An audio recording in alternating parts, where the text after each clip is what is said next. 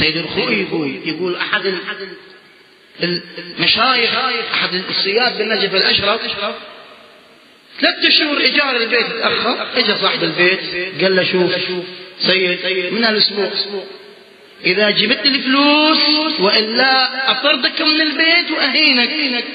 سيد الخوئي ينخذ والورثة مع سيد الخوئي.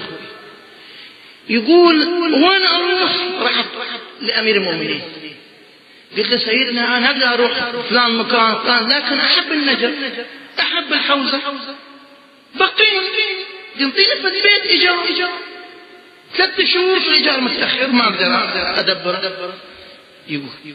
يقول بشيت إلى أن نمت هناك بالحرم. رأيت سيدي في المنام، خير شو تريد؟ قلت له سيدي إيجار البيت.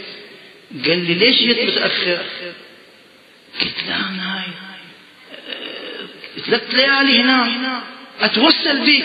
قال لي لا، أنا أول مرة أشوفك هنا. قلت له سيدي أول مرة أشوفني؟ أنا 15 سنة بالنجف. قال لي لا، هي أول مرة أنا أشوفك. روح حولنا أخذ الإجابة. يقول رجعت لبيتي نسيت مشكلتي. الإمام يقول لي أنت أول مرة أشوفك وأنا 15 سنة بالنجف. يقول طبيت بالبيت، سديت الباب وأفكر وإذا بالباب يطرق. فتحت الباب نصف الليل، شفت سيد أبو الحسن الأصفهاني، سامعين باسمه؟ آية الله العظمى سيد أبو الحسن الأصفهاني، خلي عبايته على راسه، بالباب وقف.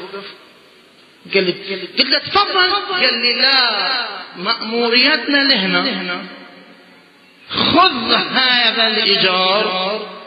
يقول فتحت الباكيت شفت إيجار 3 شهور. قلت يا رجل، قالت 4 أشهر لا أقل، 4 أو 5. المهم حنو الإمام، حنو الأئمة عليهم السلام بالنسبة إلى شيعتهم، وهذا الحضور يحكي عن الحنو المتقابل. نسأل الله عز وجل أن يديم علينا ويديم عليكم ويثبت أقدامنا قلوبكم على محبة علي بن أبي طالب أمير المؤمنين.